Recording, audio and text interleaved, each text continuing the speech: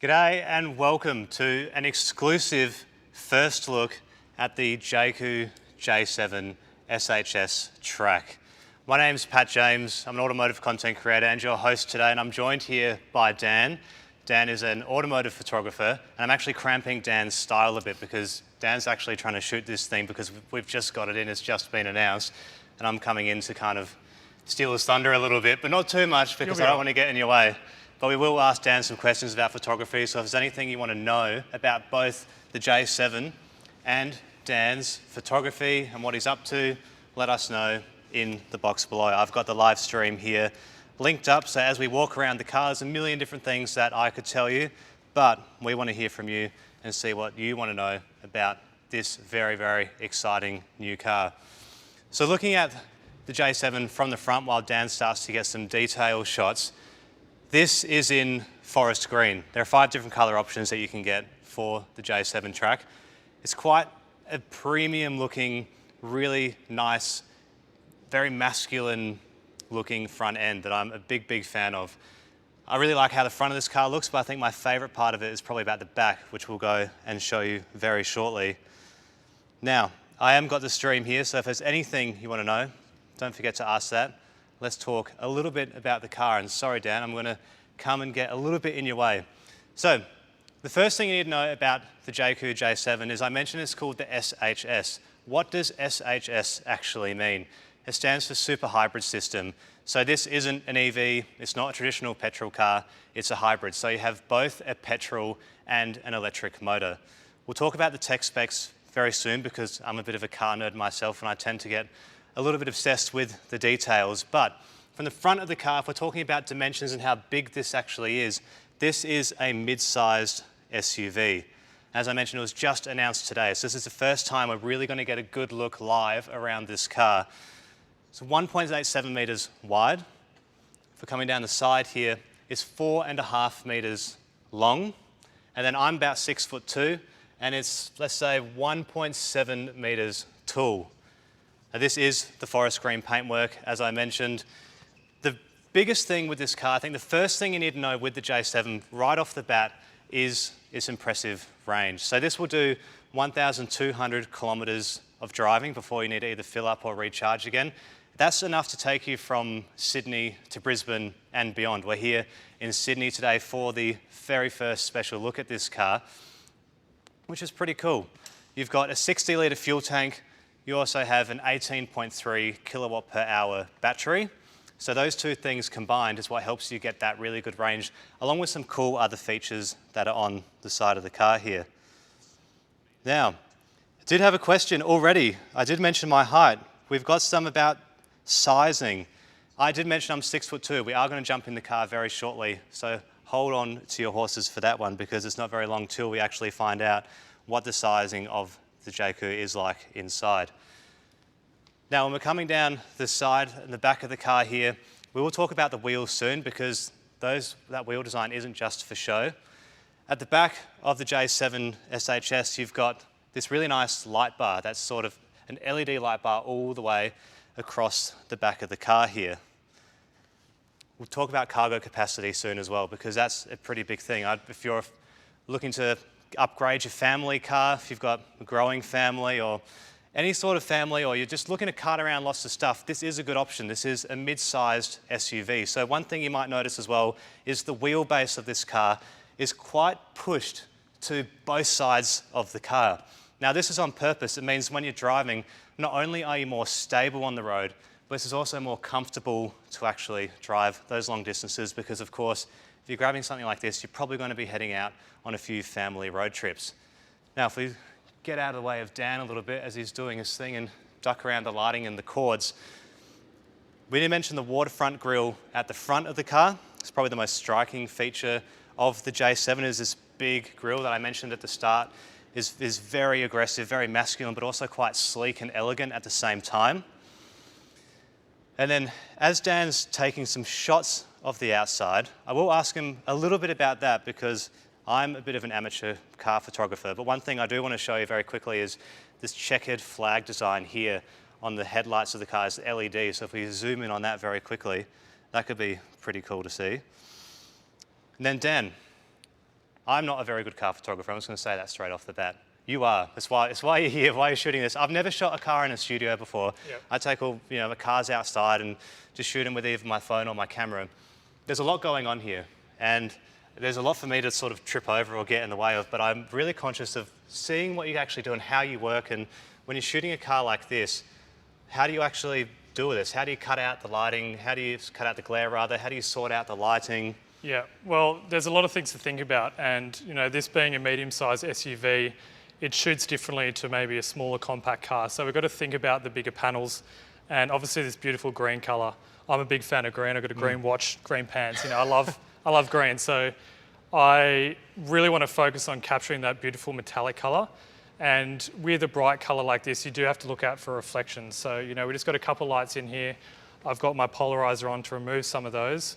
But the aim of the game here is to really show off the key highlights of this car. So, what you were saying before, like this beautiful headlight, combined with this sort of aggressive looking front grille here and the logo, matched with, a bit of the green on top, that's going to look really, really good in the photos. And that's what we want to highlight, really, those key features. Cool. And we'll definitely check out some of those photos at the end. So thank you, Dan.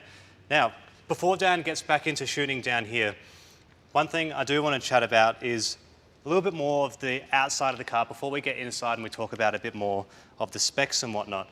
So I did mention that range, so 1,200 kilometers of range, which is mighty impressive for a car in this segment. You've got these wheels, and this isn't just for show. These are actually fairings that are, you can see the little slits here in the wheels maybe. This actually means that when the wheel's rotating and you're driving along, you're driving on the highway, you're at speed, this will reduce drag down the side of the car. So when you're actually moving, this will help improve your fuel economy. Then if we look back here, you can see on the doors, the door handle comes out of the car. And then what I might do very quickly is grab the key. This is one of my favorite features of the J7 is when you lock the car, you can actually see the door handle goes in. And again, this is a pretty cool feature, but it also means when you are driving, that will help reduce drag down the side of the car as well. Now, I've had a bit of interest in the interior space of the car and what it's actually like inside. And being a tall person, this is something that I have to think of a lot. So let's jump in and have a little look. I'll put the window down so you can see me in here. So, we're going to ask a few photography questions soon. I'm having a bit of a look on the live. I do have this in my hand, so keep those questions coming because there's a lot to talk about with the J7. So we had a little bit of interest about, would you recommend this for someone who's a taller person, or what's the sort of interior space like? What are the features inside the car? Let's talk about that very quickly. So I'm 6'2" or 188 centimeters. And when we're inside the car here, there's plenty of room. You can see there's enough room. This is exactly how I would drive. There's no start button on this car, which is actually quite interesting. So when you're in the car and you have your seatbelt on and you put your foot on the brake and you're ready to roll, instead of having to turn the car on, you just use the gear stalk here up on the right-hand side of the steering wheel and you put it into drive and away you go. And I accidentally just turned the car on almost. Inside, there's not too many screens.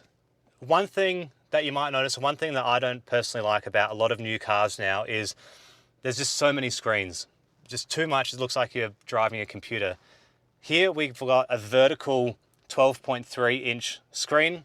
You've got the things that you probably use the most, I certainly do, like Apple CarPlay and Android Auto. And you've also got your vehicle center, so you can change some of your vehicle settings, and you've got your quick controls and other little bits and bobs that you'll need straight away. And down here in the vehicle center, you can change between EV Plus mode, EV, which is just driving straight on electric mode only, and then hybrid EV. So you can cruise around in the J7 in just EV mode. And cruising in just EV mode, you can get 90 kilometers of range. So let's go talk about charging very shortly, but I want to show you the back seat room because we've got a few things to talk about there too. Now, in the back of the car, this is always something that I struggle with because I'm quite tall. I don't like sitting in the back of cars because I just don't fit. As I said, I set this seat up to be exactly how I would drive the car, being 6'2". In the back here, I've got heaps of headroom. I can comfortably close the door. I can put my armrest down. You know, I could have a smaller friend or my little brother or someone next to me and still have enough room for a long road trip. And if you've got kids or you've got a growing family, there is one thing they could do to annoy you, and that's pushing the seat forward here as well, which is something that's pretty cool that you can do from here. So plenty of room in the back. Now we can let Dan get to doing what he's supposed to be doing over that side of the interior. Sorry, Dan, I'll leave the keys in there for you as well. Thank you very much. Now, I want to talk about charging very quickly before we talk about the boot space, because there's been plenty of interest in the charging capacity and what that actually means in a real world use case. So back here, you've got your charging area. So on an AC charger, which is your home charger, you can plug this in, and from about 20 to 100%, you can get to full battery, so 20 to 100% battery in about just over 1.5 hours, which is pretty good. On a DC charger, you can go from 20 to 100% in about 20 minutes, which is mighty impressive. So if you're in a pinch, you're out of petrol, but you do happen to be next to a charger, you can plug that in.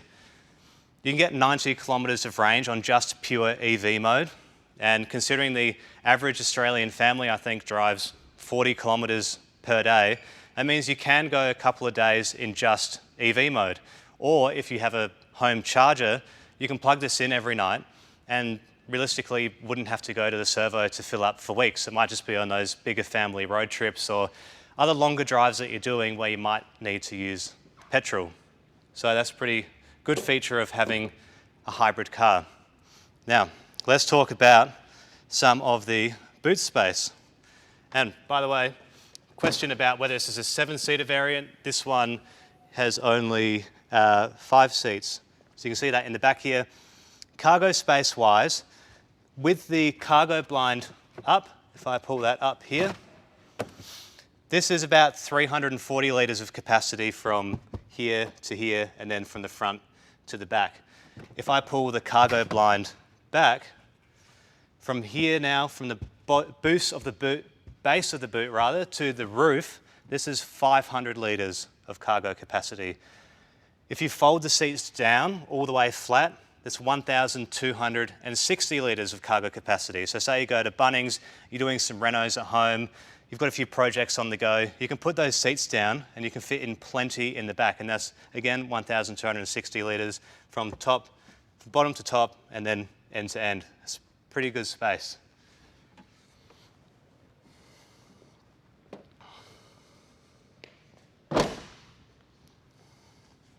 Just having a look at some of your questions and things. It's great to see so much interest in the J7.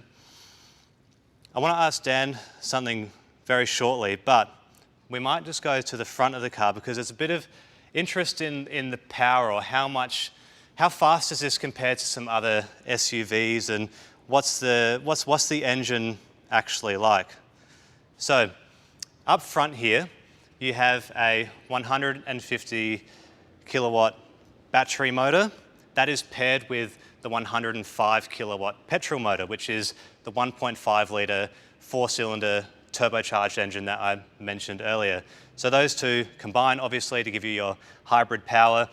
The car's powered by a front wheel drive layout, which means that the power comes from the front end of the car. So the front wheels will drive the car forward, and it's complemented by a 1-speed hybrid transmission, which is pretty interesting. Now again, these tech specs, these look-throughs, the interiors, they don't mean anything to you unless you actually can go and see the car yourself. So check the pinned comment in our description, and you can actually book in a test drive of the J7, because again, this is the first exclusive look that we're actually getting today. And there's a lot that I can talk about. I could talk for much longer than I've got today about this car, but it doesn't really mean much if you can't go and see it for yourself. So go book those test drives in, because there is a very exciting special offer for me to talk about right at the end of this video. So make sure you stick around for that, because trust me, it's pretty cool. Now, let's go around to the back of the car. because I just want to check if you guys... Oh, there we go. I've got something for you, Dan. Ah, okay. We've got some interest in your stuff. So when we're in a studio setting, we've had some interest in how do you actually, what are you doing here? How do you actually shoot this? When you're looking at all your gear, you've got this big cord that I almost keep tripping on. You've got your big lens, quite an expensive looking camera.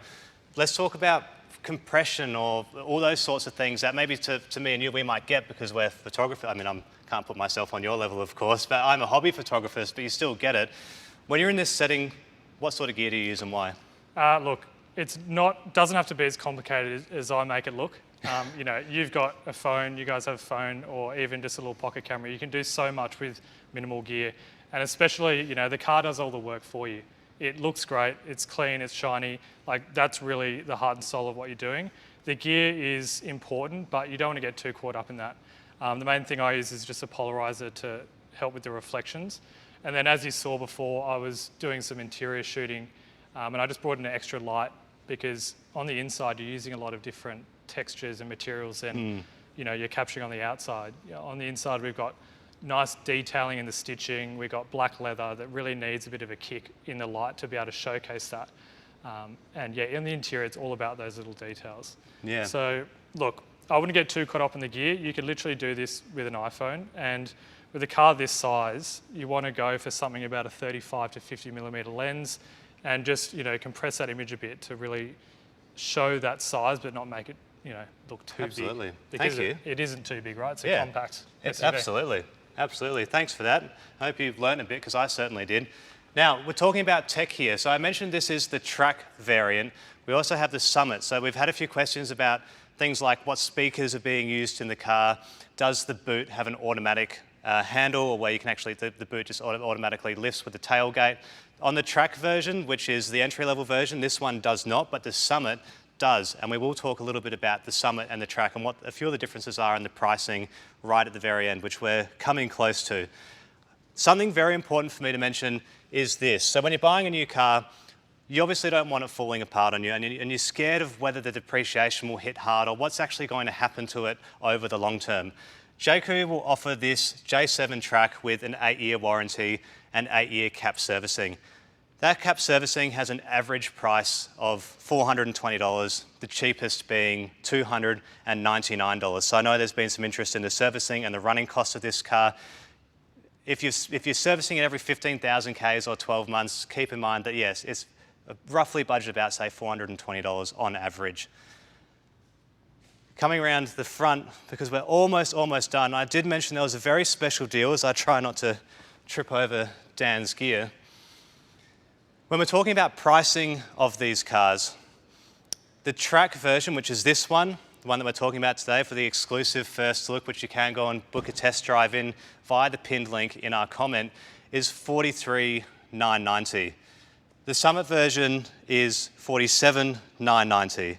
So in terms of what you get for the price, it's a pretty good deal, but you know, that's not as good as it's going to get for you, because I have to check my notes for this because it still doesn't feel quite real. But it's a Black Friday deal. You can get $2,000 cash back on both the track and the Summit. And on top of the 8-year warranty, you can also get 3 years of free servicing. I did tell you I had a pretty good thing to share with you at the end. So this is a brand new car, seen this for the first time, and I can also announce that, yes, on the Black Friday deal, which is only on until the end of November, it's $2,000 cash back and 3 years of free servicing. Very, very soon, we'll be hosting a live stream of another Jaecoo, the Jaku 5 BEV. So if you've really enjoyed this format, this is something new for us, make sure you check that one out. And again, don't forget to follow the Carsales and Jaku socials to see all the shots from today and more details, and to also check that pinned link in the comments to see if you want to go and test drive this thing for yourself and see if it will fit your lifestyle. So I want to say a massive thank you to Dan, and a massive thank you to everybody for tuning in. We'll get back to your questions, and I hope you've enjoyed this brand new thing for us to feature for you. This has been the Jaecoo J7 SHS track. My name's Pat. We'll catch you in the next one.